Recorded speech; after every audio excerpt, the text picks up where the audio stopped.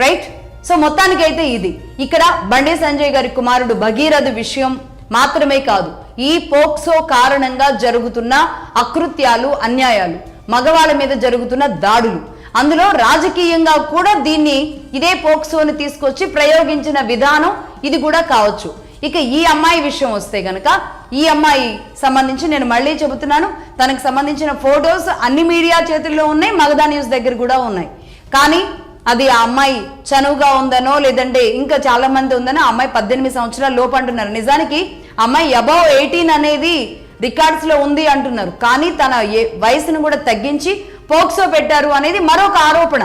But అది నిజమా అబద్ధమా అవన్నీ కోర్టులే తెలుస్తాయి. కేవలం ఈ వార్తలు మాత్రమే, బయటకు వస్తున్న విషయాలు మాత్రమే మనం చెబుతున్నాం. బట్ ఇందులో వాస్తవాలు బయటికి రావాల్సిన అవసరం ఉంది. కానీ మేము ఆ అమ్మాయి ఫొటోస్ అనేది చూపించకూడదు కాబట్టి ఆ ఫొటోస్ అనేది చూపించడం లేదు. బట్ నిజం తేలాల్సిన అవసరం ఉంది. అలాగే ప్రతి ఈ ఇన్సిడెంట్ తర్వాత అయినా ప్రతి అబ్బాయి తల్లిదండ్రులు జాగ్రత్తగా ఉండాల్సిన అవసరం ఉంది.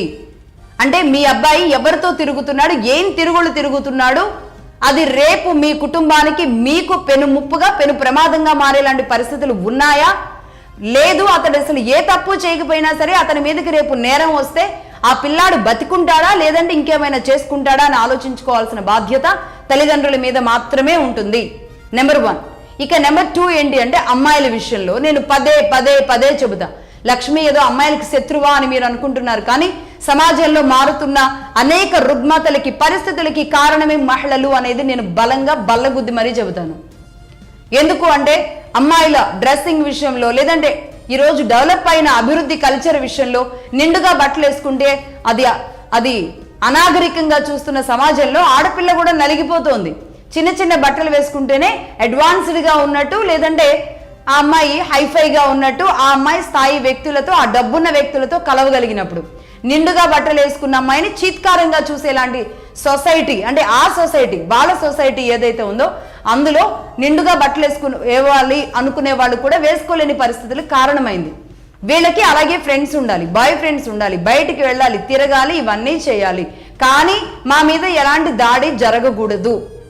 జరిగింది కాబట్టే మేము ఈ కేసులు పెట్టేసి అబ్బాయిల పరువులు వాళ్ళ కుటుంబాల పరువులు రోడ్డు మీద వేస్తాం అని భావించే తల్లిదండ్రులు ఇంకా మిమ్మల్ని కోర్టులు న్యాయస్థానాలు మాత్రమే బాగు చేయాల్సిన పరిస్థితి ఉంటుంది.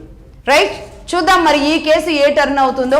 బండి సంజయ్ గారు అన్న వ్యక్తి తెలంగాణలో బీజేపీని ఒక రకంగా ఒక స్ట్రాంగెస్ట్ పార్టీగా మలిచిన వ్యక్తి, తాను గ్రౌండ్ నుంచి చాలా కష్టాల్ని ఎదుర్కొని వచ్చిన వ్యక్తి. అలాగే ఆయన భార్య కూడా స్టిల్ నాకు తెలిసి ఇప్పటికి కూడా ఆవిడ బ్యాంకులో వర్క్ చేస్తూ, ఆయన కేంద్ర మంత్రిగా అయినప్పుడు కూడా బ్యాంకులో వర్క్ చేస్తూ ఉన్నారు. మరి ఇప్పటికీ చేస్తున్నారో లేదో తెలియదు. కానీ అలా ఆ కుటుంబం ఉద్యోగం చేసుకుంటూ ఒక చిన్న ఇంట్లోనే ఇప్పటికీ కరీంనగర్లో అందరిలో ఉన్న వ్యక్తిగా ఉన్నారు. ఒక బండి సంజయ్ గారే కాదు, అంటే గ్రౌండ్ నుంచి వచ్చిన అనేక మంది ఎమ్మెల్యేలు, ఎంపీలు, అలాగే ఈ స్థాయిలో కూడా ఉన్న అనేక మంది ఉన్నారు. బట్ ఆ నేపథ్యంలో మరి ఇప్పుడు బండి సంజయ్ గారి మీద ఇలా, ఎందుకంటే గతంలో కూడా తన కుమారుడు బెదిరింపులకు పాల్పడ్డాడు కాలేజీలో అంటూ ఒక వీడియో కొడుకు టార్గెటెడ్గా ఒకటి బయటకు వచ్చింది. ఇప్పుడు మళ్ళీ అదే కుమారుడు టార్గెట్గా మళ్ళీ ఒక వీడియో బయటకు వచ్చిన నేపథ్యంలో దీన్ని ఎలా ఓవర్కమ్ చేస్తారు? ముఖ్యంగా కేంద్ర సహాయ మంత్రిగా ఉన్నారు కాబట్టి ఈరోజు కేంద్రం ఆయన విషయంలో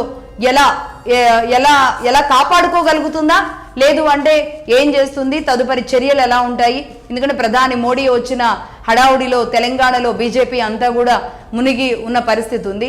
ఈ నేపథ్యంలో బండి సంజయ్ని టార్గెట్ చేసింది ఎవరు? బండి సంజయ్ని ఈరోజు రాజకీయ టార్గెట్ జరిపింది ఎవరు?